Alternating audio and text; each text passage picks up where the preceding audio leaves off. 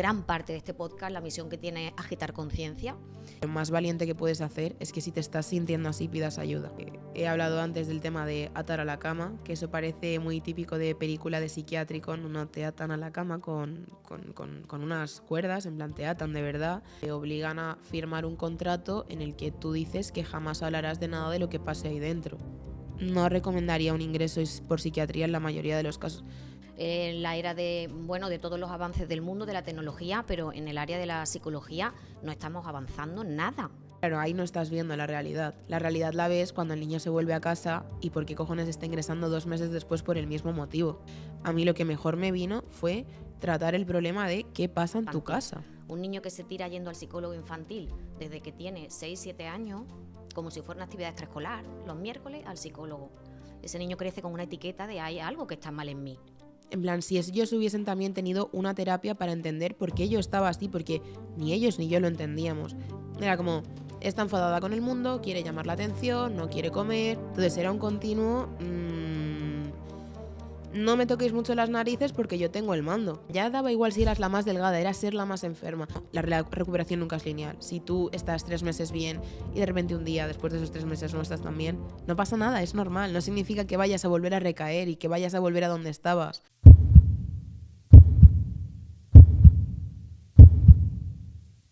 Bienvenidos y bienvenidas a este nuevo espacio de transformación. Y comienzo diciéndote algo que te va a impactar. El suicidio es la primera causa de muerte en jóvenes en España. El consumo de antidepresivos en chicas jóvenes y adolescentes se ha duplicado en los últimos 3 años. Y el 60% de los jóvenes ha experimentado problemas psicológicos en el último año. Y la pregunta que todos deberíamos hacernos es, ¿qué está pasando? ¿Qué estamos haciendo mal?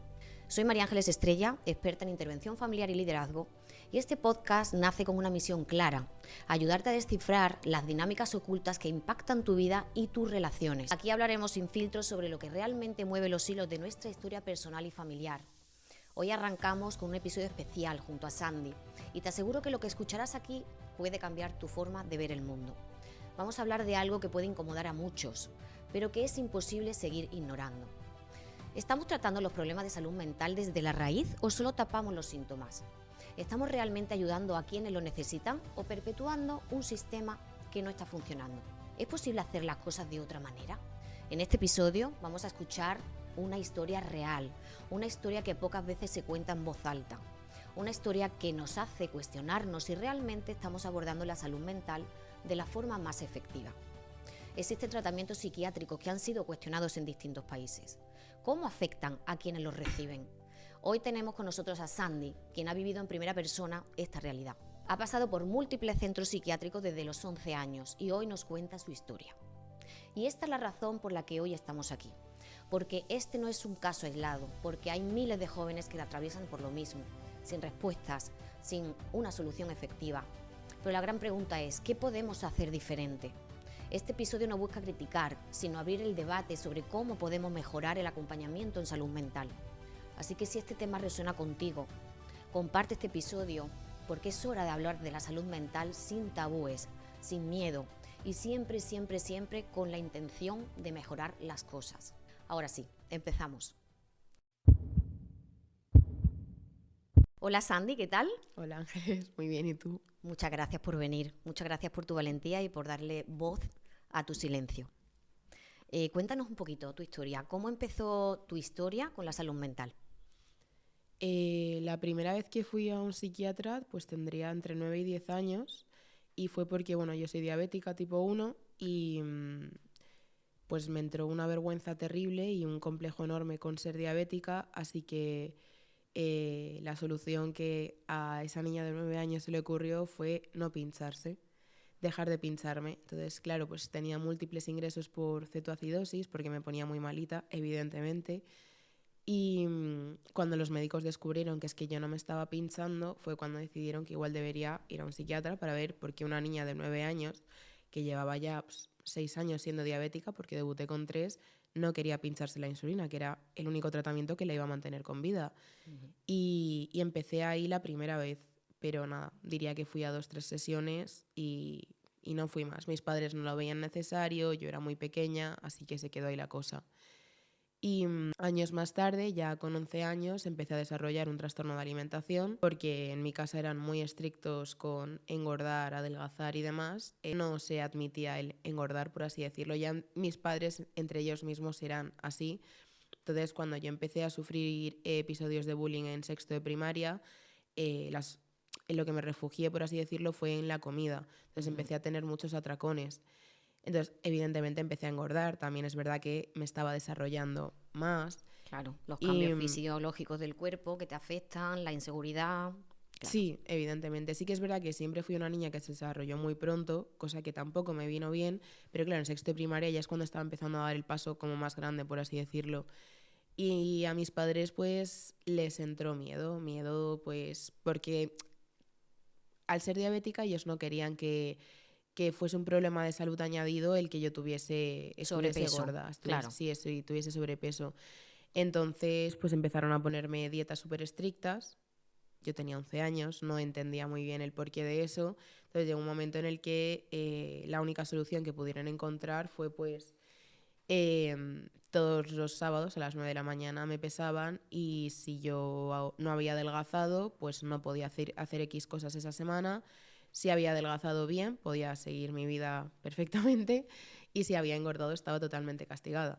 Es decir, si habías adelgazado podías hacer lo que quisieras, todo el fin de semana podías pedir cosas, lo reforzaban con capricho, ¿no? Por ejemplo. Sí, me dejaban quedar con mis amigas, pues privilegios que cualquier Claro, niña de 11 años sí, querría sí, tener, ¿no? Ya no tanto de comprar cosas, sino como te dejo tener móvil, te dejo quedar con tus amigas, a lo mejor a la salida del cole hacer algo, cosas así, pero si había engordado no, podía olvidarme de claro. todo Y eso. premio o castigo, es lo que tú asociabas a la comida, además. Sí, entonces claro, fue desarrollar un miedo horrible a engordar, porque para mí engordar significaba estar castigada. O Claro. sea, ya no es el hecho de que yo viviese acomplejada totalmente porque en mi casa no se aceptaba que se estuviese gordo, sino era el miedo a decir, ostras, es que si engordo, igual esta semana no salgo de mi casa. Claro. Y estamos hablando con 11 años que tú estabas en pleno desarrollo, en plena Sí, estaba en pubertad. sexto de primaria. Con lo cual es que la subida de peso era natural, Sí, en según cierta la época, parte ¿no? sí. Sí que es verdad que cogí más peso a raíz de los atracones. Pero claro, al final también es normal que yo engordase porque estaba creciendo. O sea, Claro, que no era tanto engordar, sino subir de peso, que era algo claro, claro, natural. claro. Y, y nada, pues al año siguiente empecé primero de la ESO. Había subido bastante de peso porque evidentemente que mis padres hiciesen eso no hacía otra cosa que generarme más ansiedad y querer darme más atracones. Y tener que comer a escondidas, porque claro, lo que hicieron fue retirar cualquier tipo de comida en casa que no fuesen a lo mejor... Lo más dulce que podía haber en mi casa eran galletas María o rebanadas de pan. Ya, Entonces, claro, pues yo me las buscaba evidentemente claro. para conseguir, pues claro, yo iba a casa de una amiga, en casa de mi amiga había bollos y yo pues me atiborraba bollos porque decía, ostras, aprovecha Claro, que en tu casa esto no va a claro, claro, es estar. lo prohibido, claro. Claro. Y llegué a primero de la ESO, tuve problemas de bullying y demás, otra vez, con las mismas personas con las que ya lo había tenido y se había solucionado. Y entonces, pues yo llegué a un punto en el que ya estaba muy mal. De hecho, tuvieron que sacarme del colegio en octubre. O sea, yo empecé el colegio primero de las en septiembre. En octubre hubo que sacarme del colegio porque era insostenible esa situación. El colegio no se hacía cargo de ninguna manera. Entonces, bueno, pues se recurrió a sacarme del colegio. Y nada, me cambiaron de colegio, pues eso, literalmente a mitad de curso, por así decirlo. Pero claro, yo, o sea, el que me cambiasen de curso no iba a cambiar lo que ya había pasado. Claro, Y yo lo que necesitaba era superar eso que había pasado, pero no hubo eso, simplemente hubo un cambio claro. de colegio y era como, bueno, ya lo tienes que agradecer porque ya no vas a estar con esa gente. Pero evidentemente no fue así. ¿Y en esa Eh, época recibía apoyo psicológico? no, Nada. no. Y una pregunta que te voy a hacer, al hilo del hablar del bullying en el cole, ¿crees que ese bullying de alguna manera estuvo influenciado por esa ansiedad o esa baja autoestima que te ocasionó el tema de la comida? Diría que no, porque realmente el bullying empezó antes de que yo empezase a verme mal como tal. O sea, Vale, he de decir que siempre he sido una niña que como se desarrolló tan pronto, me veía más grande que las demás, pero nunca tuve el complejo como tal de decir estoy gorda. También es verdad que era muy pequeña. ya, Pero yo creo que a raíz del bullying fue cuando empecé o sea, mi autoestima se mermó una barbaridad y ya no me veía bien. Pero porque no tenía ningún tipo de autoestima en ese momento. Claro, se juntó la imagen distorsionada que al final fuiste creando sobre ti a través de esas subidas de peso que eran naturales en una pubertad, pero que también están relacionadas con ese premio, castigo, si comes o no comes, si subes de peso o no con respecto a la comida, y con el bullying que además sufriste en el colegio. Vale. Así que nada, pues empiezo en un nuevo colegio, en primero de la ESO, pero claro, yo no soy capaz ni de adaptarme a las clases, con los compañeros más o menos bien, porque decir que allí no tuve ningún problema, pero yo ya no estaba bien. Yo ya tenía un problema más que evidente con la comida y mis padres no lo veían. También es verdad que en mi familia jamás había visto, o sea, se había visto un caso diagnosticado de un trastorno de alimentación, entonces yo creo que fue como muy difícil reconocerlo. Y entonces, pues, sumado a ese trastorno de alimentación, era una depresión muy grande la que yo tenía porque yo estaba tremendamente triste. Y entonces, pues, llegó un momento en el que, por una tontería, como pudo ser una discusión con mi madre, en enero de mi primero de la ESO, yo tendría, pues, 12 años ya, intenté suicidarme por primera vez. Con 12 años. Sí. Entonces, claro, al intentar suicidarme por primera vez, lo que se hizo fue el protocolo y es ingresar en psiquiatría, porque un menor en España que se intenta suicidar, el protocolo es que ingrese directamente en una planta de psiquiatría. Luego, a raíz también del trastorno, o sea, del intento de suicidio, se vio que también era temas de trastorno de alimentación.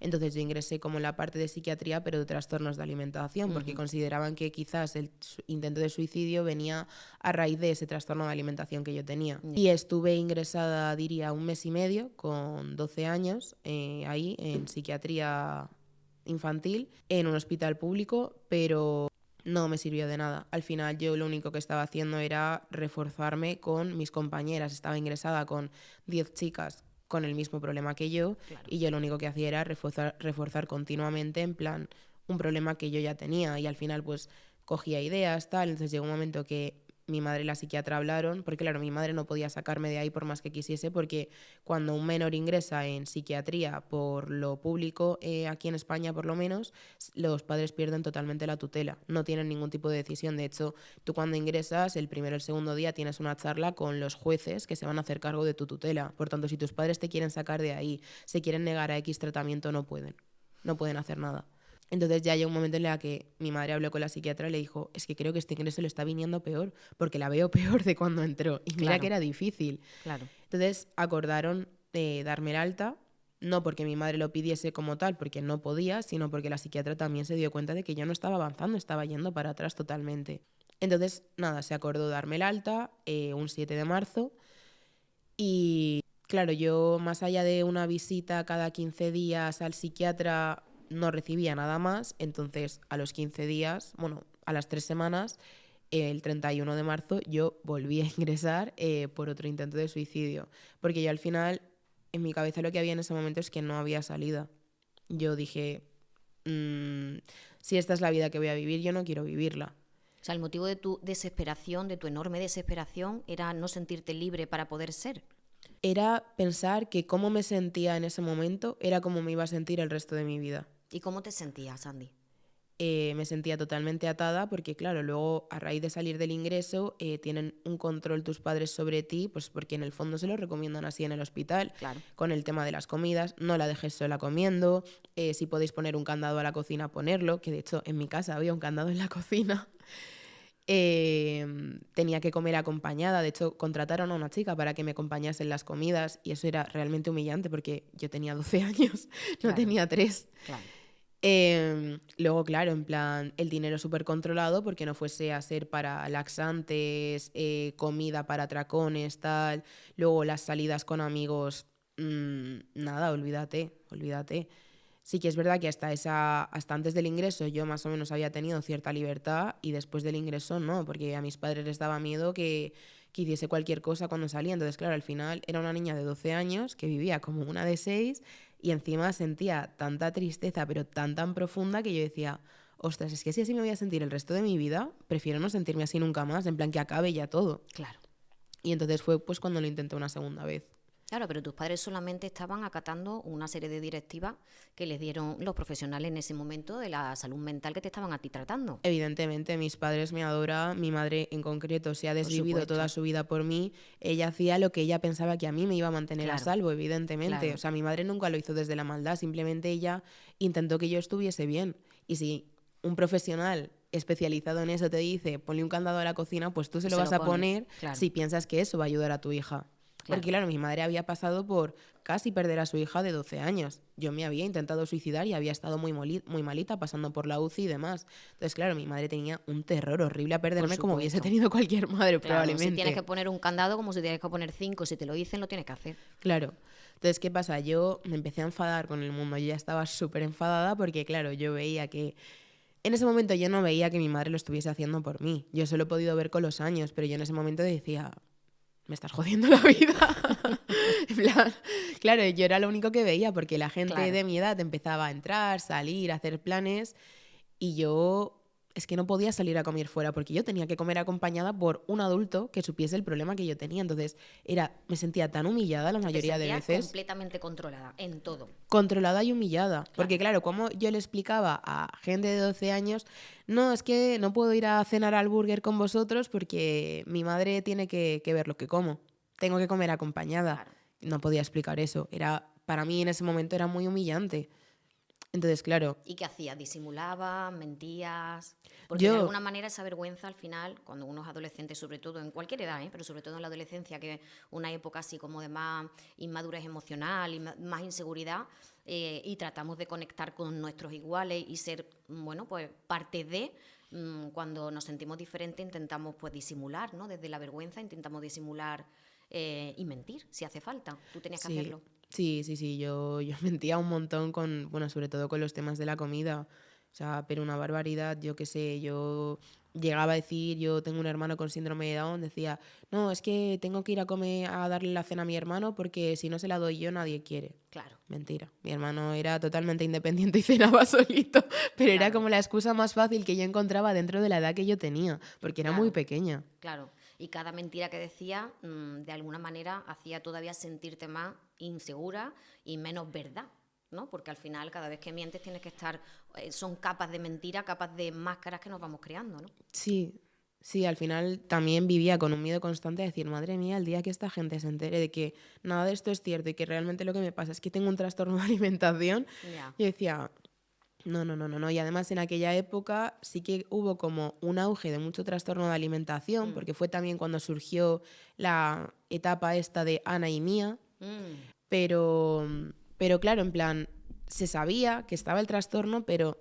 no se hablaba del tema de la salud mental, no se hablaba de los ingresos, no se hablaba de nada de eso, Era en como un plan, poco tabú, ¿no? sí, sí, sí, totalmente. De hecho, en plan, se empezó a hablar del tema de Ana y Mía, que porque se puso muy de moda, literalmente hacer apología a la anorexia y a la bulimia en cualquier red social.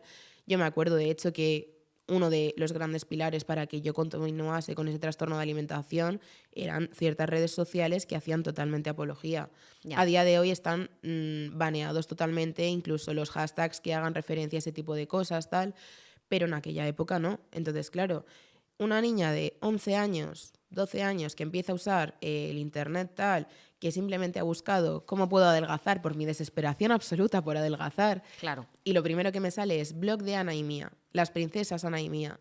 Y claro, a mí se me abrió un mundo en ese momento. Yo sabía, y yo sabía que era un problema, porque yo no voy a negar que yo decía, no sé lo que hago, yo sabía que eso era un problema, porque si algo me gustaba era buscar información sobre todo, entonces yo buscaba, yo sabía que eso era un trastorno de alimentación, pero me daba igual, porque me daba igual tener un trastorno de alimentación, tampoco sabía las consecuencias que se iba a tener, pero me daba igual si la finalidad era estar delgada. claro. Porque esa era la obsesión que a ti de alguna manera te habían creado en casa. Claro. Claro, Entonces, mi mayor obsesión era, tienes que adelgazar, sea como sea, tú tienes que adelgazar.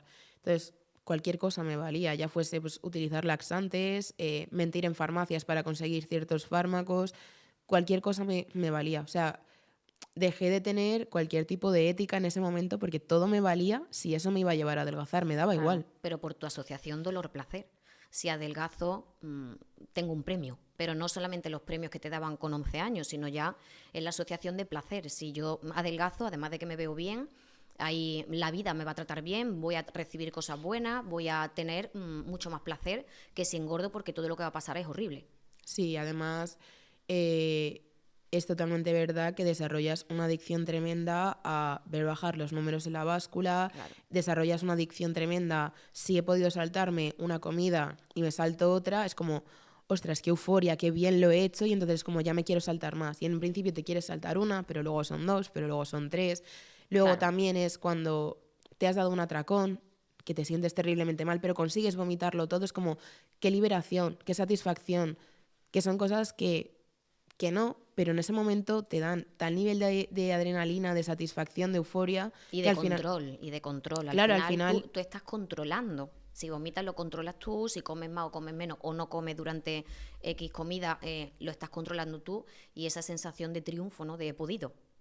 totalmente. Al final, uno de los problemas que también yo tenía era que al ser diabética desde muy pequeña, el tema de la comida yo siempre había tenido que controlarlo mucho, pesar la comida, saber todo lo que equivale en cuanto a carbohidratos, todo, pero porque me tocaba por diabetes, no por otra Claro. cosa. Entonces, claro, eh, cuando yo empecé con el trastorno de alimentación, mi cabeza ya era una máquina de calcular, ver un plato y decir, esto pesa tanto, tiene tantos hidratos de carbono. Lo único que me faltó fue aprenderme las calorías de cada cantidad de comida, pero yo ya Ya. venía con esa programación de decir, yo ver un plato, decir, vale, tiene 50 gramos de patatas, tanto de arroz, no sé qué, y esto me va a suponer tantos hidratos de carbono, porque yo ya tenía eso en mi cabeza.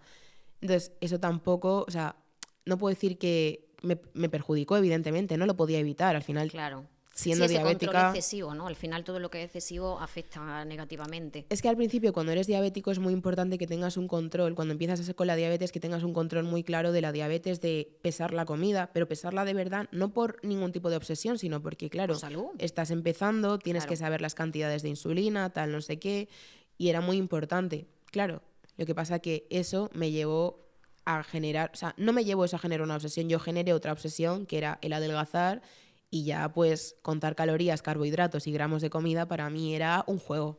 ¿Qué crees que te llevó a esa obsesión de adelgazar? ¿Cuál fue el factor principal, ahora que ha pasado mucho tiempo y que prácticamente está recuperada?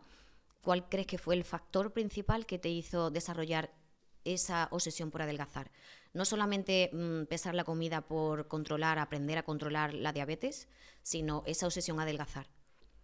¿Crees que pudo ser cuando empezaron a lo mejor a generarte esa asociación dolor-placer con el peso en la báscula? Sí, yo creo que mi mayor problema empezó, pues eso, con mis padres, que sé que no nunca lo hicieron desde la maldad, porque ellos no tenían Absolutamente, más que miedo por por el tema de supuesto, mi diabetes, que además en aquella época la diabetes no era tan conocida como ahora, claro. pero ese fue literalmente lo que me hizo a mí desarrollar esa obsesión con tienes que adelgazar porque es que si no adelgazas te van a castigar. Claro, si no adelgaza, si engorda, algo muy malo va a pasar. Sí, era mi Claro, mayor miedo, claro, engordar.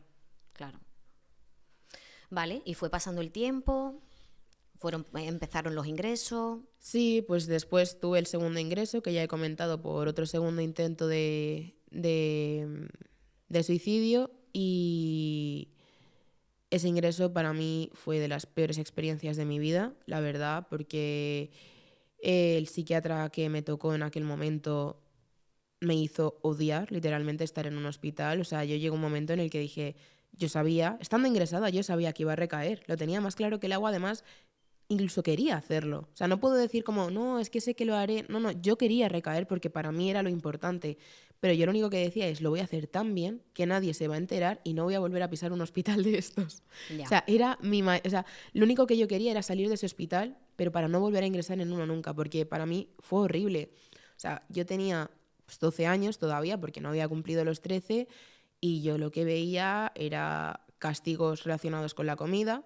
Allí tenías pues tiempos para comer. Tú tenías 20 minutos para desayuno y 20 minutos para merienda, 40 comida, 40 cena. Si tú te pasabas de ese tiempo, el castigo que había era un batido hipercalórico. He de decir que a mí no me podían prácticamente castigar con eso, uno porque soy diabética y esos batidos aparte de calorías tenían mucho azúcar. claro, Entonces yo me libraba, pero claro, yo veía la desesperación de las chicas en el comedor porque además teníamos un cronómetro que iba pasando y lo veíamos pasar. Entonces era una desesperación de decir, wow. ostras, cómo no llegue porque me tocará el batido.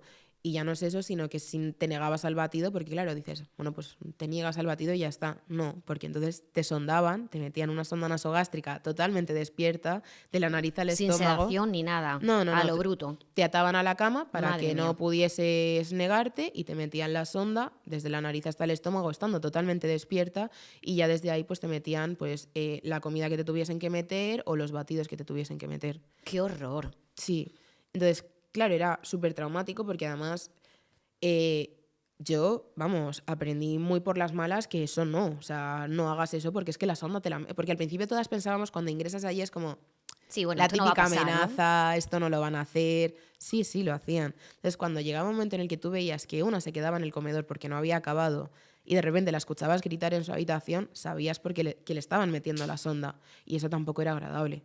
Y es que Wow, yo en ese momento tenía 12 años, era muy pequeña para vivir todo ese tipo de cosas. claro. Pero tanto eso como que atasen a ciertas pacientes a la cama, porque también, en plan, buscaban, al final éramos gente con trastorno de alimentación, entonces lo que buscábamos era, lo que se buscaba, quemar las calorías de cualquier manera y seguir haciendo sentadillas en la habitación, pues si tu mente enferma te decía que lo hicieses, lo ibas a hacer.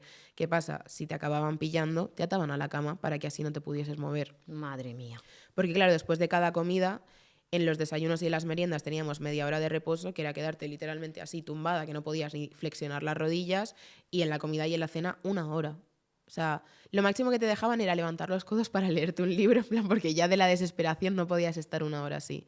Wow. Entonces, claro, o sea, para mí eso fue horrible. Luego tampoco había ningún tipo de terapia psicológica ni nada, o sea, tú estabas allí, pasabas allí los días, el psiquiatra venía a verte pues 5 o 10 minutos, pero 5 o 10 minutos con tu compañera de habitación al lado y con todo el equipo de residentes con él, ¿sabes? No era una terapia individual como tal, era Ya. como, tal, has hecho esto bien, vale, pues vas a tener tal privilegio, porque al final tú ganabas los privilegios a raíz de hacer las cosas bien con la comida, porque todo lo demás daba igual mientras tú hicieses las cosas bien con la comida.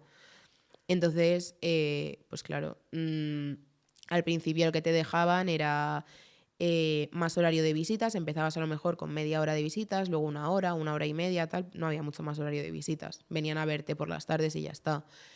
Y luego a lo mejor si empezabas a hacer las cosas muy bien y ibas avanzando, pues podías salir por las tardes en vez de estar en la habitación del hospital a dar una vuelta por el pasillo, literalmente era, tengo de privilegio pasillo. Y luego ya era, Guau. tengo privilegio de paseo, que es que podías salir a pasear por la calle durante 1 hora y media. O Y sea, estabais castigadas sí, sí, sí. todo el tiempo. Sí, era como estar en una cárcel y a raíz del buen comportamiento conseguir privilegios. Era literalmente eso. Claro, pero volvemos a lo mismo, esa asociación dolor-placer a través de la comida. Sí. Eso todavía enraiza mucho más el trauma con la comida. Sí. Y luego otra cosa que nos tenía súper traumatizadas a todas, y lo recuerdo, vamos, creo que tuve una media de 15 ingresos por trastorno de alimentación. Era él. Nadie te decía las calorías que tenía tu comida, porque claro, cada menú estaba preparado por calorías. Dependiendo de tu necesidad, tal no sé qué, tenías unas calorías. Tú eso no lo veías. Ya. Pero no podías jugar con eso con personas que contaban las calorías hasta del agua que se bebían. Claro. Entonces, claro, llegaban los menús, comíamos todas en un comedor terapéutico, es decir, todas nos salíamos de la habitación del hospital y a un comedor terapéutico, se levantaban las bandejas y era momento de todas haciendo así, a ver a quién le había tocado la dieta más alta. Entonces, nosotras sabíamos que había dieta de 1.500 calorías, de 1.800, de 2.000, 2.300, 2.500 y así. Entonces, claro, todas sabíamos, porque además el menú era el mismo todas las semanas. O sea, yo los lunes en la comida sabía lo que iba a comer y así sucesivamente. Los lunes lo único que cambiaba era menú de invierno y de verano. Entonces, claro, todas sabíamos eso y esa era nuestra mayor obsesión, el a ver quién es la tonta que le ha tocado comerse más calorías hoy. Qué Que en el barbaridad. fondo también era una vara para medirnos, porque cuantas más calorías te estuviesen queriendo meter, es que tú estabas más delgada y más enferma. Entonces, eso también era una vara en nuestra cabeza para medirnos. Claro, y una competitividad entre vosotras. ¿Cómo era la relación entre vosotras? A ver, ese es el gran problema de los ingresos en psiquiatría, y es que tú te ingresan ahí pensando que eso te va a ayudar y al final lo que están haciendo es meterte en un sitio con gente que está igual o peor que tú y con el mismo problema. Claro. Entonces al final nos relacionábamos, que no estaba muy permitido, pero éramos adolescentes, lo hacíamos y al final estábamos tan necesitadas de un De mínimo de contacto, afecto, claro, claro. que no nos quedaba otra que relacionarnos entre nosotras. Y claro, ¿qué pasa? Pues al final acababas compartiendo casi que consejos para continuar con el trastorno. Claro, Te relacionabas claro, con tanta gente con el mismo trastorno que al final estabas todo el día relacionada con el trastorno, en plan, claro. no había otra cosa. Se convirtió en una obsesión en general. Claro, y además, al final, cuando salías de los ingresos, supuestamente estaba prohibido relacionarse, darse los números, tal. Todas lo hacíamos, absolutamente todas. Claro, ¿Qué pasa? Salíamos del ingreso, quedábamos, y al final eso era horrible, porque relacionarte con gente, solo con gente que tiene el mismo problema que tú, lo que va a hacer es que te tire para abajo, porque en el momento en el que tú estés mínimamente mejor y esa persona no lo esté, a ti te va a tirar. Pero claro. no te va a tirar ella conscientemente, sino que con lo que ella te vaya a decir, vas a decir, ostras, es que yo igual debería hacer lo mismo, o es que, no sé. Entonces empiezas a darle vueltas y acabas hundiéndote en el mismo pozo. O sea, yo creo que dos personas que están con el mismo problema, ingresadas, de hecho, que es algo bastante grave, no deberían estar juntas. O sea, no juntas me refiero a fuera de ahí. O sea, considero que muchos ingresos son innecesarios, sinceramente. Pero además, el continuar con ese tipo de amistades fuera, lo único que va a hacer es que ninguna de las dos salgáis. Porque si yo no puedo salir por Claro, mí misma de ese trastorno, ¿cómo te voy a ayudar a ti a salir? Y al revés, o sea, y viceversa igual, o sea, no hay forma. ya. ¿Te ayudó en algo estar ingresada tantas veces? 15 ingresos has dicho, ¿no? 15. Desde los 12, Eh, el último fue el año pasado, si no recuerdo mal. no, habrán sido más. Yo conté 15 desde los 12 a los 18 años. Wow. Y luego pues tuve otro el año pasado. Pero ¿me sirvió de algo? Me sirvió de aprender que ese sitio era una burbuja. Es decir, había momentos que yo decía, venga, voy a ingresar porque ya no me encontraba cómoda con nadie más, porque fuera de allí el mundo seguía girando, la gente seguía con sus cosas, pero Claro. dentro de allí todo se concentraba en el trastorno de alimentación y el mundo se paraba. Entonces llegó un momento en el que yo, había veces que decía, mira, voy a ingresar, en plan, sé que con esto que voy a hacer voy a ingresar, pero es que casi que lo quiero. Pero porque además sabes que como eso lo controla y ya lo conoces, porque si el primer ingreso te asusta, el segundo puede que también, pero al quinto, al séptimo, al 12.º ingreso, incluso te apetece entrar porque sabes que puedes controlar, tú puedes Puedo controlar lo controlar que... y porque al final era mi zona de confort. Las Claro, enfermeras eran siempre las claro, mismas, las claro, chicas no siempre las mismas, pero siempre estábamos algunas que ya nos conocíamos de ingresos anteriores claro, y se convirtió en una zona de confort, pero una zona de claro, confort que me llevó a lo más profundo, ya. porque zona de confort, pero zona de confort de mi enfermedad. Sí, sí, claro, por supuesto. Pero Claro, fuera en la sociedad la gente va evolucionando, van creciendo, van experimentando. Como tú no puedes llegar a conectar al mismo nivel porque tienes un problema, pues ¿dónde puedes conectar a ese nivel? Con personas como tú. claro. ¿Dónde? Dentro de esos centros psiquiátricos. Y al final también es verdad que, claro, fuera de allí la gente no entendía nada de eso. O sea, yo decía, estoy ingresada por un trastorno de alimentación y era como, madre mía, esta chica está Claro, fatal de la cabeza. claro, Entonces, yo en el fondo encontraba cierto confort en estar con gente igual que yo, claro. porque yo al final digo, bueno, tampoco seré la que peor esté ahí dentro. Claro, Entonces, claro, encontrabas conexión, encontrabas seguridad, encontrabas, pues eso, una zona cómoda que era muy incómoda, obviamente, pero tú en tu sí, mente, pues, es lo que asociabas placer a estar allí. sí, en el fondo sí. O sea, era una burbuja en la que el mundo dejaba de girar y no tenías mm, preocupaciones más allá de la comida. Y en el fondo, mi única preocupación en ese momento era la comida, entonces tampoco me importaba tanto, porque si ya todo mi mundo giraba en torno a la comida, pero aparte tenía las clases, tal, no sé qué, estar ahí era estar en una burbuja donde mi máxima preocupación iba a ser lo único por lo que quería preocuparme, que era la comida. Claro, y beneficios que también hay, pues de no tener que estudiar, de no ir al colegio, de no ir al instituto.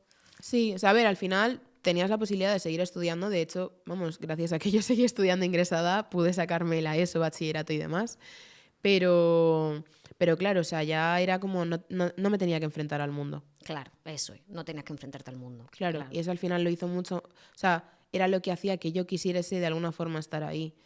Y porque yo tampoco quería recuperarme. O sea, yo en aquella época, claro, me relacioné con tanta gente igual que yo, que llegó un momento en el que lo normalicé de tal manera que dije, yo llegaba a decir, este es el estilo de vida que yo quiero. wow, Y mi ¿en madre me serio? decía, sí, sí, sí, sí. O sea, yo llegué a creerme realmente que un trastorno de alimentación no era un trastorno, sino era un estilo de vida. Que no entendía el problema en que yo quisiera comer y vomitar, que no entendía el problema en en que yo no quisiese comer, no, para mí no tenía ningún problema, pero porque lo había normalizado tanto, lo había hablado con tantas chicas que pensaban Claro, igual que yo, claro. que le normalicé de tal manera que yo ya ni siquiera quería salir de ahí. O sea, yo ingresaba y para mí era un mero trámite. Ingreso, vale, tal, muy guay. Y cuando salga haré lo que me dé la gana. Además, yo siempre tenía el mismo modo, que era ingreso 1, 2, 3 meses, los que sean. Durante un mes, 2 meses, estoy haciéndolo todo bien para que mis padres me den la libertad que quiero y una vez me la han dado, vuelvo a hacer lo que yo quiero. Y para mí eso era todo el rato, el entrar, salir, era eso, literalmente. Era control, al final tú controlabas. Sí, lo controlaba absolutamente todo y además controlaba también el hecho del ingreso, porque había conocido a las enfermeras, a los psiquiatras. No había enfermera que no conociese a no ser que hubiese entrado nueva, no había Claro. psiquiatra que no conociese, vamos, hasta los residentes acabé conociendo. A las chicas, muchísimas, ya nos conocíamos. Entonces, claro, para mí era una sensación de control absoluto de yo estoy al mando de todo esto. Wow. Y me gustaba. Y te gustaba porque te generaba la sensación de poder. Sí. Al final es dentro del ambiente donde tú te muevas, donde tú generas las conexiones con tus iguales, si eres capaz de controlar ese sistema al que perteneces, esa sensación de poder es maravillosa. Sí, el problema es que lo que yo estaba tan centrada en ese momento en mi enfermedad y en...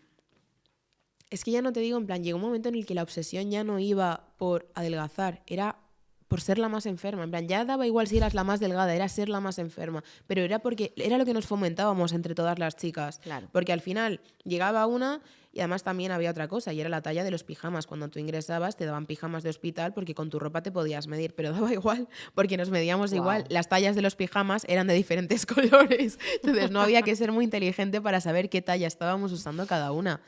Entonces, claro, te llegaba una y claro, a lo mejor tenía una talla más de pijama que tú, pero tú realmente estabas con una vía y con una sonda. Entonces, ¿quién estaba más enferma? Claro. Claro.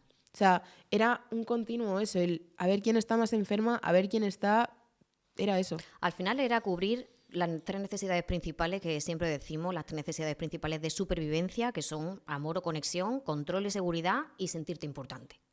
Al final era eso. Lo que pasa que encontraste ese vehículo a través del trastorno de alimentación, que ¿dónde te llevó después?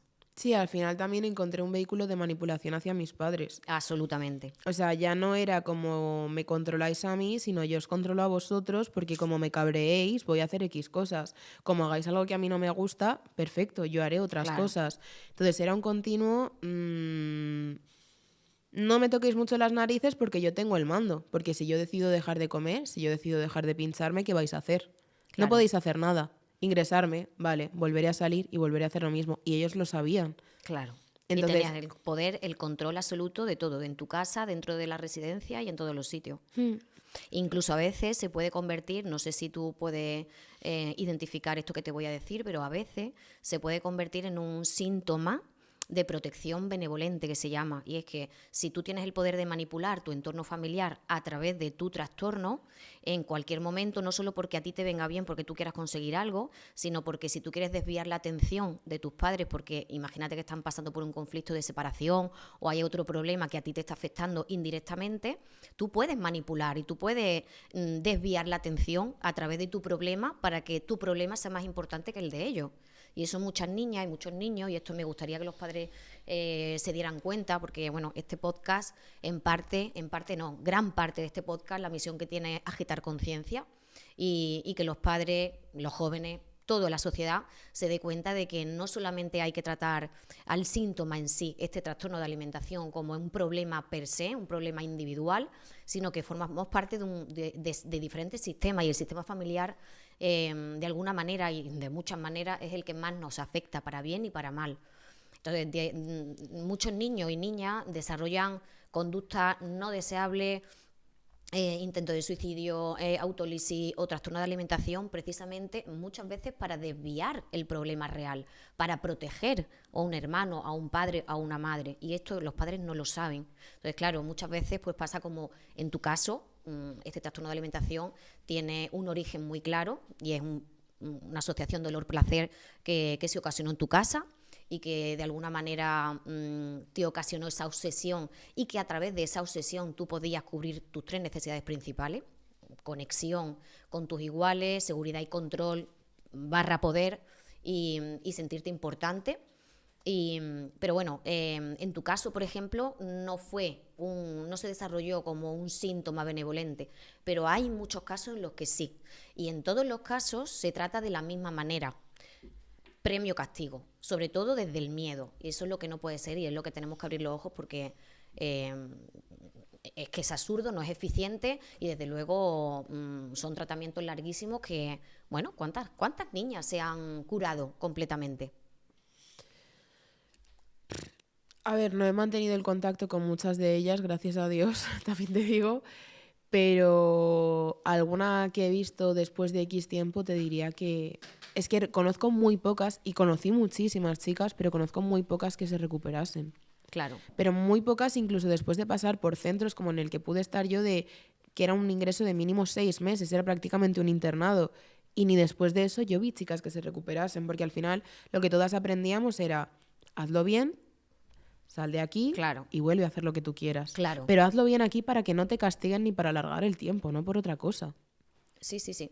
Y no se recuperan porque a lo mejor el problema real, el problema subyacente por el que se ha ocasionado, por el que se ha desarrollado ese trastorno, ni está identificado, ni por supuesto está solucionado. No, o sea, realmente, a ti realmente, ¿qué es lo que te ha...? Bueno, pues entiendo que con la madurez de la edad y el darte cuenta, pero sobre todo, ¿qué es lo que te ha servido para tú poder salir de este trastorno? Arreglar la relación con mis padres. La relación con mis padres ha sido uno de los mayores problemas durante toda mi vida. Claro. Al final yo también utilizaba el trastorno de alimentación como otro tipo de adicciones que podía tener para, de alguna forma, castigarles por lo enfadada que estaba con ellos, por muchas cosas. Entonces, hasta que yo no arreglé la relación con mis padres, hasta que yo no perdoné a mi padre y empecé a tener una relación más sana con mi madre, yo seguía en las mismas, porque al final, bueno, me recuperaba durante un tiempo, pero luego pasaba algo y quería volver a hacer lo mismo, porque en mi cabeza era lo que estaba acostumbrada desde hacía muchos años. A mí lo que mejor me vino fue tratar el problema de qué pasa en tu casa. Exacto. ¿Qué te pasa con tus hermanos? ¿Qué te pasa con tus padres? ¿Qué está pasando? ¿Qué te pasa incluso con tu familia a nivel general? A mí fue lo que me ayudó, porque por mucho que a mí me pusiesen 20 dietas, 7 millones de controles para la comida, daba igual, porque al final yo volvía a casa y el problema seguía ahí. Claro. Y es decir que era tan grande el problema que había en mi casa que muchas veces incluso los ingresos eran un modo de liberación, me voy de ahí, voy de ahí, no tengo que vivir eso. Exacto. Claro, es como si tratamos la fiebre de pues una enfermedad que está latente, que está creándose en tu cuerpo y que solamente está dando síntomas, pues bueno, con una fiebre muy alta, y nos centramos todo el tiempo en bajar esa fiebre con trucos, con tal, pero tú además aprendes que a través de la fiebre tienes mucha tensión. Entonces, por un lado no quieres tener fiebre porque no te encuentras bien, pero por otra sabes que si coges el termómetro y lo acercas a una lámpara y tiene 39 y se lo enseña a tu madre, sabes que va a tener muchos beneficios. No vas a ir al cole, puedes quedarte en la cama, puedes hacer muchas cosas, ¿no? Tú tienes el poder con ese termómetro. Eso es lo que, a eso es lo que nos referimos cuando el síntoma no es el verdadero problema y nos centramos solamente en el síntoma. En este caso, ¿qué hubiera pasado? ¿Qué hubiera pasado si en ese primer intento de suicidio, Sandy, cuando tú tenías 11 años, cuando tú sentías una desesperación tan grande que no sentías que hubiera otra salida para poder vivir feliz? ¿Qué hubiera pasado si justo después de esa, bueno, ojalá no hubiera llegado ese momento, ¿no? Pero llegado ese momento de ese intento de suicidio que fue bastante grave, si se hubiera tratado de forma sistémica el problema, si se te hubiera sentado junto a tus padres y con un buen profesional hubieran sido capaces de que tú te abrieras y contaras cómo te sentías y por qué te sentías así. Porque con un poquito de psicoeducación en tus padres, de que ellos entiendan pues que esa asociación premio-castigo con la comida lo único que te estaba llevando era a sentirte agobiada, desesperada, pues eso, una desesperación tan grande como para querer quitarte la vida, ¿no? Fíjate si hubiera sido tan fácil identificar en ese momento que tu desesperación venía por esa asociación dolor-placer que ocasionaban tus padres sin querer, sin desconocimiento y con todo el amor del mundo, y se hubiera revertido toda la situación. Y voy más, posiblemente también tuviera que ver la relación de tus padres entre ellos en ese momento. Sí. Y mucho, seguramente, ¿no? Entonces, si se hubiera atajado el problema desde el problema real, desde el problema subyacente, tú hubieras sido una niña completamente normal y no hubieras tenido que pasar por tantos ingresos psiquiátricos, no hubieras tenido que aprender a dominar y controlar a través de un trastorno de alimentación que es muy jodido. Es muy jodido. Sí, es jodido porque al final la que acababa yo en el hospital y muy malita era yo. Claro, la mayor parte pero era del la única tiempo. manera que tú tenías de poder controlar tu vida. Al final es la única manera que tú tenías de poder dominar tu entorno. Y además una manera muy potente, que posiblemente hayas desviado más de una vez la atención de tus padres entre ellos. O sea, la relación que tenían entre ellos. Hombre, sí, al final mi casa, cuando mis padres estaban juntos, mi casa era un infierno. Entonces, si yo la liaba, ya no había una bronca como tal entre Claro. ellos. O igual sí, pero era más dirigida a mí. Ya. Pero al final, si yo la liaba mucho, a mí me sacaban de ahí, porque me metían en un hospital. Claro. Y yo me olvidaba. Entonces, Y mientras te metían y no, ellos dejaban de discutir, o por lo menos la atención no iba a su relación entre ellos dos, iba a tu problema. sí. O sea, por lo menos la de mi madre. Claro. Entonces, sí, o sea, yo sé que también digo que si mis padres hubiesen recibido ayuda para guiarles, pero no guiarles con la comida, porque No, ya exacto. poner candados en la cocina sabíamos todos, pero si a mis padres les hubiesen guiado de decir, le pasa esto, por esto, no me hubiesen puesto 25 diagnósticos ni 20 tipos de medicación diferente, les hubiesen guiado a ellos. Claro. En plan, si ellos hubiesen también tenido una terapia para entender por qué yo estaba así, porque ni ellos ni yo lo entendíamos. Era como, está enfadada con el mundo, quiere llamar la atención, no quiere comer, ya está. Sí, lo Quiere típico, la vomitar. niña rebelde, la adolescencia, que nos ha tocado una adolescencia muy difícil con Sandy, que es una niña muy difícil, no se la puede barajar, lo típico que dicen los padres, ¿no? Y no se dan cuenta Sí. de que realmente ese comportamiento disruptivo ni siquiera tienes que desarrollar un trastorno de alimentación para tener un comportamiento disruptivo que sea un síntoma de un problema subyacente que hay en casa. Y normalmente es porque la persona, el joven, el adolescente, no siente que haya una estabilidad, no siente que haya una armonía dentro de su hogar, no siente que lo acepten tal y como es. Ese es el gran problema y por lo que los chicos hoy día, las chicas sobre todo, mucho más chicas que chicos, empiezan a tener pues trastornos de alimentación, conductas disruptivas, adicciones, etcétera, etcétera. O sea que es súper importante la relación primero, la relación del matrimonio de los padres. Y si están separados da igual, pero se tienen que llevar bien por los hijos. A ver, yo he de decir que cuando mis padres han estado juntos ha sido muchísimo más caótico e infierno que cuando no. Entonces, o sea, no es el hecho de estar juntos, separados, no tiene nada que ver con eso. Es, uno, que tengas una educación pero una educación emocional, una educación psicológica Claro. para saber tratarlo. Claro. Más allá del... No, es que para mí nunca fue un problema que mis padres se separasen. Para mí era un problema su relación como tal. Exacto, exactamente.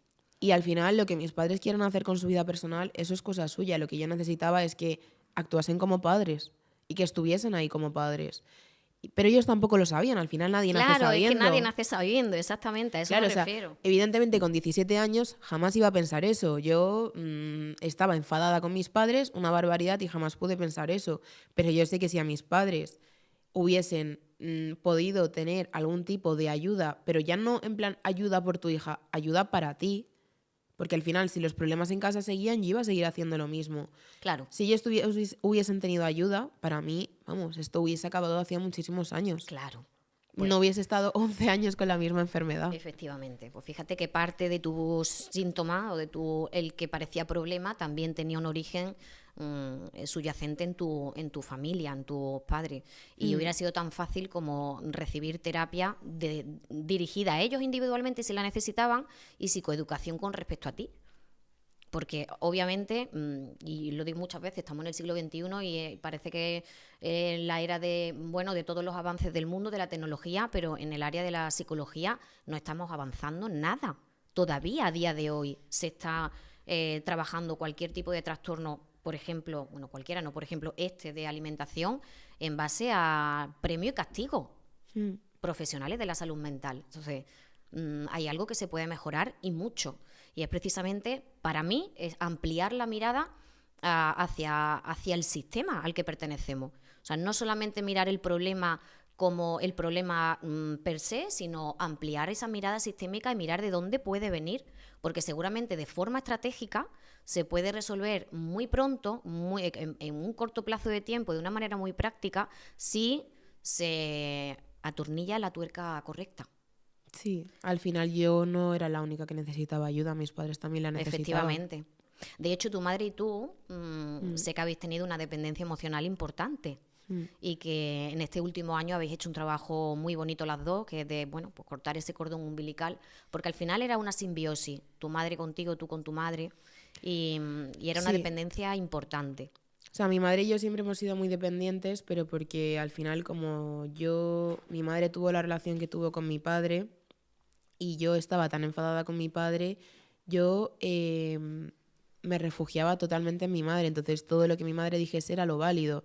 Y al final mi madre, con la relación que tenía con mi padre, se apoyó muchísimo en mí, hasta el punto de que ya no parecíamos madre e hija muchas veces, sino mejores amigas. Claro. Y eso tampoco nos vino bien. No. Porque al final es eso, desarrollamos una relación súper tóxica en el... Yo quería salir corriendo de ella, pero cuando salía corriendo me arrepentía y quería volver, y ella no quería que yo saliese porque le daba miedo. Entonces era muy tóxico. Y luego mi madre había pasado tanto miedo tantas veces, es decir, que con todos los motivos del mundo, todo, no lo voy a negar. Todo, tenía todo el catálogo de motivos. Claro, había pasado tanto miedo conmigo y sobre todo tanto miedo a perderme que ya era como... Se ponía muy nerviosa con cualquier cosa y tenía razón. Claro. O sea, no tenía razón, pero tenía motivos, porque ya eran cosas que ya habían pasado. Y muchas veces le decía, es que eres una exagerada, porque esto yo ya lo hice hace años, porque ya no lo voy a repetir. Claro, pero ¿cuántos años estuve diciendo esto no lo voy a repetir y lo volví a repetir? Entonces, claro, o sea, yo la parte de mi madre la entiendo, evidentemente. Fueron muchos años de mentiras, porque al final un trastorno de alimentación se traduce en mentir absolutamente todo. En hacerte una experta de mentir, Exacto. Claro. Mentir, manipular, ocultar, lo que sea. Entonces, claro, yo ahora entiendo que yo no podía decirle a mi madre, es que estás loca, es que tal, no sé qué, cuando yo durante muchísimos años había llevado esa dinámica de te miento, te oculto, te juro, te manipulo para que confíes en mí y cuando menos te lo esperas, te la meto clavada. Claro. Ay, qué tema más difícil y qué fácil sería desde esa perspectiva sistémica, desde no ver al individuo como un ente individual, sino como parte de un sistema y que todos los profesionales de la salud mental pudieran tener esa perspectiva, esa amplitud de mira, ¿no?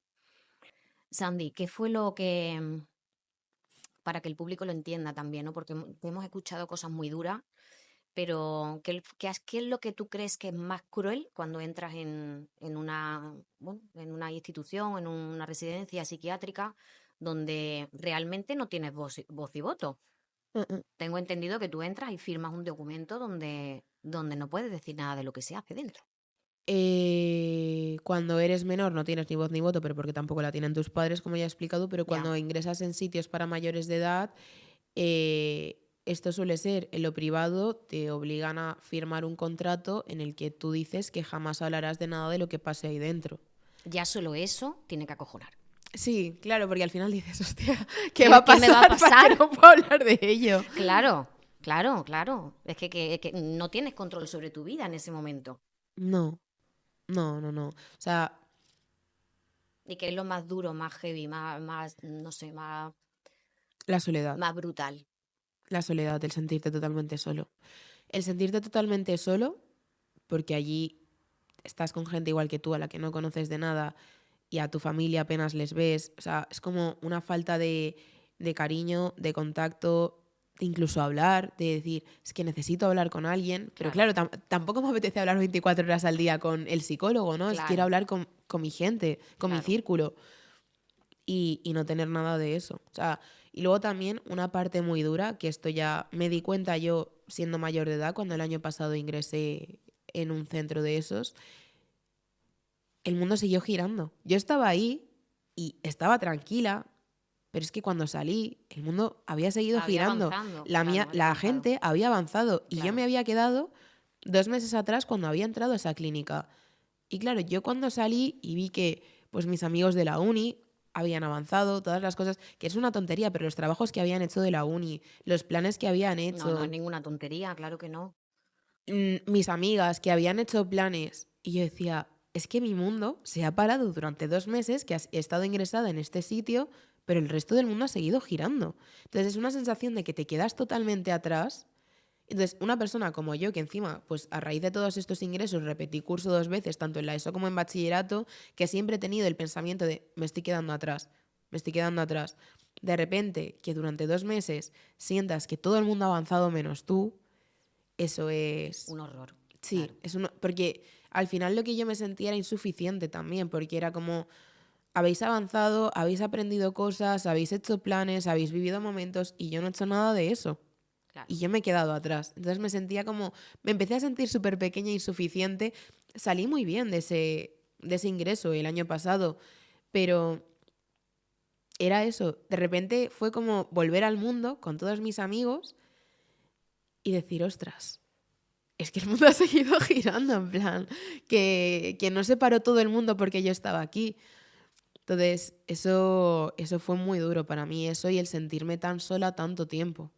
O sea, al final buscas relacionarte incluso ya con gente de la clínica. Mira que yo durante todos estos años había aprendido el no hagas amigos dentro de una clínica psiquiátrica, es lo peor que puedes hacer. Pero es que llega un momento en el que lo necesitas, porque lo que no puedes hacer es estar todo el día solo, te vuelves loco. Claro, pues además que somos seres sociales, somos seres de amor, de conexión, es que es una Claro, necesidad vital. yo necesitaba a mis amigos, a mi familia, pero no podía tenerla. Ya, Entonces, para mí, las dos cosas más duras, por lo menos de cuando ya siendo mayor me he dado cuenta, ha sido el aislamiento, que el mundo avanza mientras tú sigues ahí estancada, que no es estancada como tal, pero sí. Y luego lo sola que te sientes, porque por mucho que estés rodeada de gente, si no es tu gente te vas a sentir sola. claro.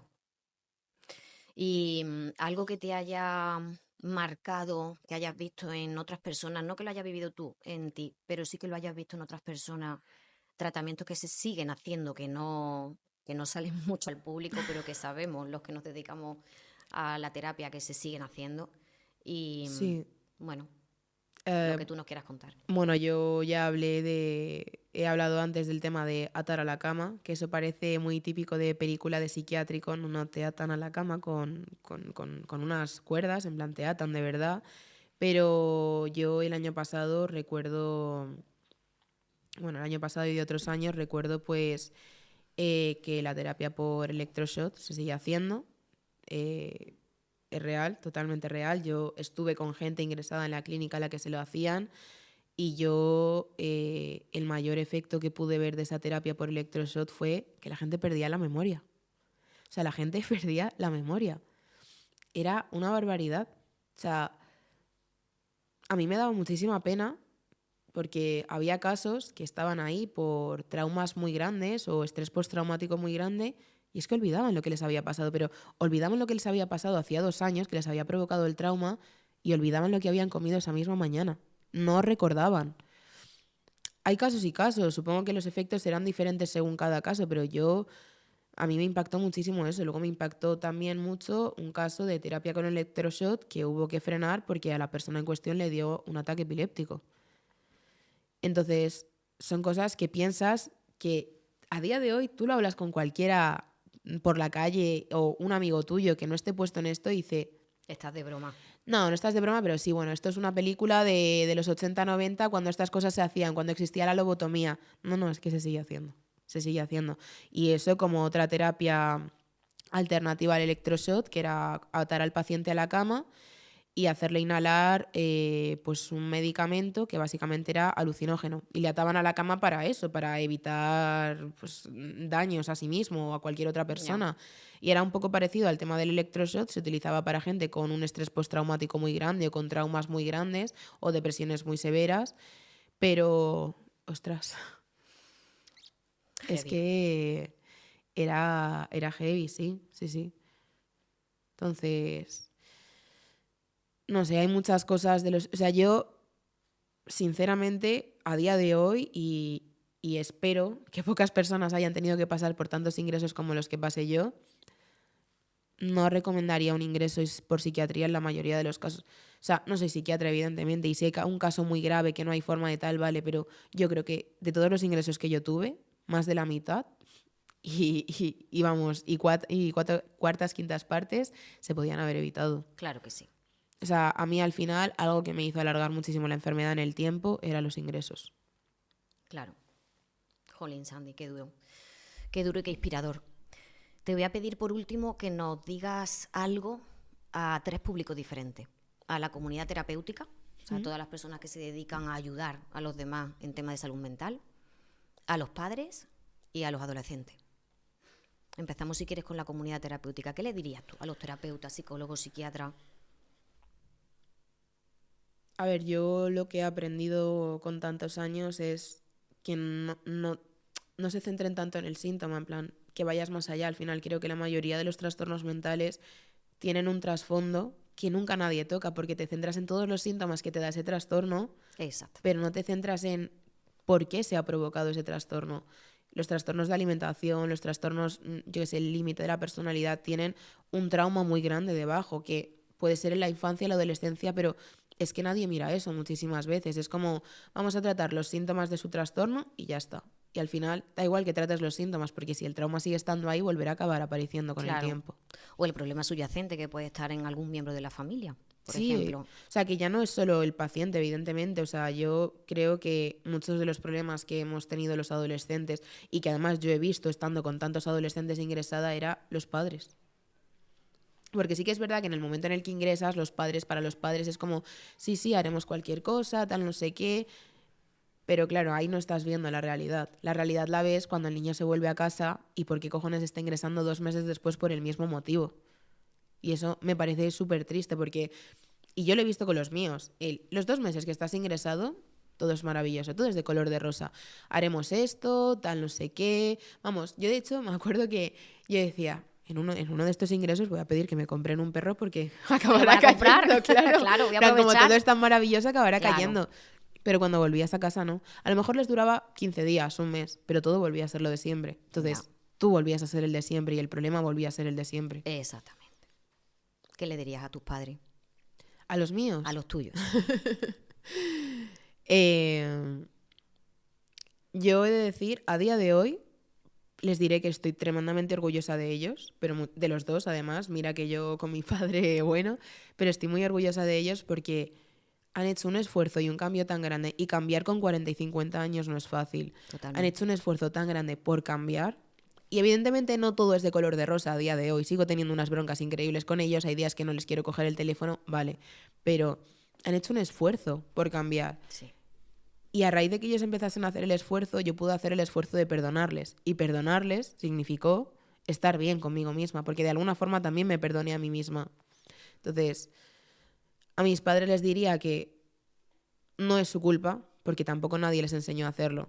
O sea, es como, pues al final como cuando tienes un hijo con diabetes, ¿no? Por no llevarlo todo al terreno de la salud mental. Cuando yo tuve diabetes, todo era un caos. Nadie sabía cómo llevar una diabetes. Si tú no has tenido nadie diabético en tu familia, no sabes llevarlo.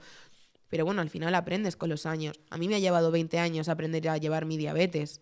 Bueno, a mis padres les ha llevado más tiempo aprender a llevar el tema de la salud mental.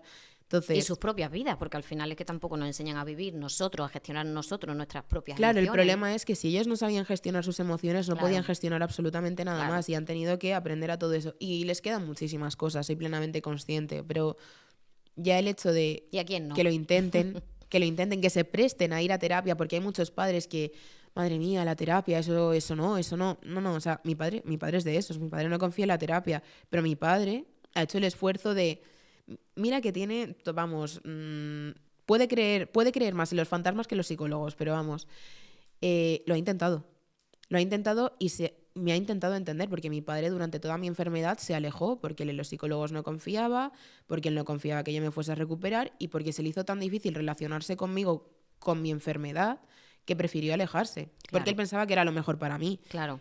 Entonces, claro, eso a mí lo que me llevó es un te odio porque me has abandonado. Es tu interpretación, claro, de abandono. Claro.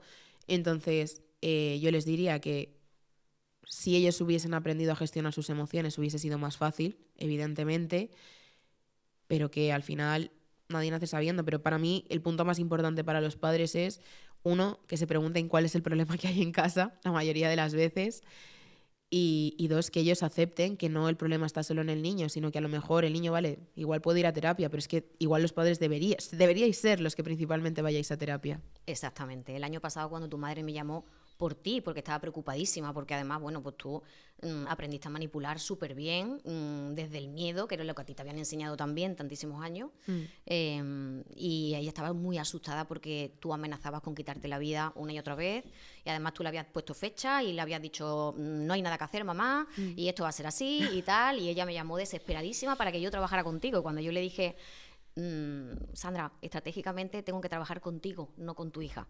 Se prestó abiertamente, hizo un trabajo muy bonito de dejarte ir, de aceptarte tal cual, que ahí fue cuando empezaste ya a trabajar esa independencia emocional, que tú te fuiste ya a Sevilla, ella se quedó y lo pasó mal, pasó un duelo importante, porque ella te necesitaba allí cerca, también necesita mucho control y es muy de amor y muy pasional, ¿no? Así que, bueno, estáis haciendo un trabajo fantástico, tus padres te adoran, o sea, son maravillosos como padres. Todos los padres lo hacemos lo mejor que podemos con las herramientas que tenemos, que a veces son recursos ilimitados, pero bueno, un mensaje desde aquí a todos los padres sería, si algo le pasa a tu hijo, mira cómo está tu relación con tu pareja, estés viviendo junto a tu pareja o no. Eso sobre todo, porque es la parte fundamental. Y abriros a la terapia, pero de una manera sistémica, no individual, no centrándonos en el síntoma, en lo que le pasa al niño, que el niño tiene terrores nocturnos, bueno, a ver qué hay detrás, a ver si es que en casa hay niños pequeños, que te digo, por ejemplo, que tienen muchos terrores nocturnos y lo llevan al psicólogo infantil. Un niño que se tira yendo al psicólogo infantil desde que tiene 6, 7 años, como si fuera una actividad extraescolar, los miércoles al psicólogo. Ese niño crece con una etiqueta de hay algo que está mal en mí. Y a lo mejor no hay nada que esté mal en él. Es que realmente no hay nada que esté mal en él. Es simplemente pues, que lo que está viviendo, la realidad que está viviendo en casa, le inquieta, le perturba, le preocupa. Y, bueno, pues a lo mejor ha dado con esa estrategia de manipulación inconsciente a través de esos terrores nocturnos o enuresis o cualquier otro comportamiento que a los padres y madres, les preocupa y que desvían la atención hacia el niño. Y el niño en ese momento pues tiene como esa cierta sensación de control de la situación, porque los niños sufren mucho, los niños entienden todo perfectamente, son catalizadores de la energía de sus padres de una forma brutal, saben cuando están muy pendientes, o sea, son súper observadores, pero luego muy malos interpretando la realidad. Entonces, si vemos en casa que hay una mala relación en los padres, hay agresividad, hay falta de respeto, hay gritos, cuando tú eres adulto a lo mejor puedes entender esa perspectiva, puedes entender el motivo por el que discuten, pero un niño que está viendo cosas, que está interpretando desde su mente simple y un proceso de pensamiento muy binario, no es capaz de comprender y de empatizar. Lo único que quieren lo único que necesitan y quieren todos los niños y niñas del mundo es vivir en un entorno donde haya armonía, donde haya una jerarquía definida, donde cada uno tenga su rol bien definido y donde ellos puedan dormir tranquilos y en paz. Y así no habrían... Es que no debería de haber ningún ni trastorno, ni comportamiento disruptivo, ni nada, porque no tendría por qué ser. Bueno, Sandy, mensaje para los padres en general. Que miren, ¿no? Que miren un poco de manera sistémica, que miren lo que hay en casa. Que se miren a ellos mismos primero, sí. Que siempre todos tenemos que trabajar muchas cosas y que miren de manera sistémica qué es lo que hay en casa. Y a los adolescentes, a los jóvenes, ¿qué les diría? Esa es la peor parte. Porque pienso en mi hermana pequeña, que es una adolescente ahora mismo. Sí, y que sé que te preocupa además. Sí. Para mí mis hermanos son lo más importante en mi vida, y ahora la pequeña, que está entrando en plena adolescencia. ¿Qué les diría? ¿Qué le diría a mi hermana pequeña? ¿Qué le diría a tu hermana pequeña? Sí. Principalmente que no tenga el miedo. O sea, porque a mí una de las cosas que más me hizo también hundirme era el miedo constante a decir lo que yo sentía, porque yo pensaba que no me iban a entender. Porque al final yo sentía... Eres la única que se siente así. Eres la única que se siente así, eres súper rara y nadie te va a entender. Y es mentira. te aseguro que la adolescencia es una etapa muy dura para todos y que mucha gente se va a sentir igual que tú. Y si pudiesen, mi hermana en este caso puede contar pues, con su hermana mayor, obviamente, o con sus padres. Creo que mis padres ahora están mucho más preparados, pero creo que lo más valiente que puedes hacer, porque siempre hay que como una estigmatización de es que si pido ayuda soy un cobarde. Creo que lo más valiente que puedes hacer es que si te estás sintiendo así pidas ayuda. Claro que sí. Mira, porque solo hay una cosa que no puedes cambiar y ya sabemos cuál es, pero todo lo demás siempre va a tener solución. Y muchísimas veces, y yo he estado ahí, y no hace tanto que he estado ahí, estás tan metida en el hoyo, dices, es que no va a mejorar, es que no va a haber salida, es que no hay luz al final del túnel. Y yo sé que, que se ve así, porque yo lo veía así durante mucho tiempo. Y yo decía, ya está, en plan, ya está, se acaba. Es que siempre mejoran las cosas. Siempre, en plan, Siempre. cuando llega un momento en el que estás tan hundido que has tocado el punto más alto y ya solo te queda salir de ahí. Y también diría que, por favor, en plan, que nadie se piense que una recuperación es lineal. En plan, no. Las recuperaciones tienen 7 millones de recaídas, y ya no recaídas, en plan, días en los que parece que el mundo se viene encima y que vas a recaer y a lo mejor no, en plan, ha sido un día de mierda. Días de mierdas los tenemos todos. Claro. Pero eso, la recuperación nunca es lineal. Si tú estás 3 meses bien y de repente un día, después de esos 3 meses, no estás tan bien, no pasa nada, es normal. No significa que vayas a volver a recaer y que vayas a volver a donde estabas. Puedes salir adelante. Lo único que tienes que hacer cosas por salir adelante. Maravilloso. Sandy, gracias, porque creo que la voz que le has dado a tu silencio va a aportar muchísimo valor a la sociedad. Van a aprender tanto padres como profesionales, como los propios adolescentes, a hablar, a mirar, a desarrollar otra mirada diferente, no solo la que estamos acostumbrados con la psicología tradicional, que será maravillosa en algunos aspectos, pero que en otros, por ejemplo, en estos casos no funciona y ya se está viendo que no funciona, y de aprender pues eso, animamos a toda la comunidad terapéutica a que aprendan a hacer terapia de una manera mucho más sistémica, a averiguar cuál es el problema subyacente, porque se va a resolver el problema real mucho más rápido y mucho más eficiente que años y años en terapia donde etiquetamos a los niños, donde crecen con una idea de sí mismos que no son y bueno, que hay mucho sufrimiento en la familia. Entonces, gracias, porque gracias a tu honestidad, a tu valentía, ¿no? Este podcast que lo hemos llamado Cuando el silencio habla, es un podcast para valientes que quieren darle voz a lo que nunca se habla. Han sido temas hasta ahora muy tabús, siguen siendo muy tabús. Y lo que queremos con este mensaje no es ni juzgar, ni criticar, ni a profesionales, por supuesto que no, ni a padres, ni a los propios jóvenes. Es simplemente entender que hay una realidad que no está siendo atendida eficazmente, que en España todavía queda mucho recorrido para poder abrir esa mirada y centrarnos en trabajar a nivel terapéutico de otras formas también, no solamente con la que venimos trabajando hasta ahora.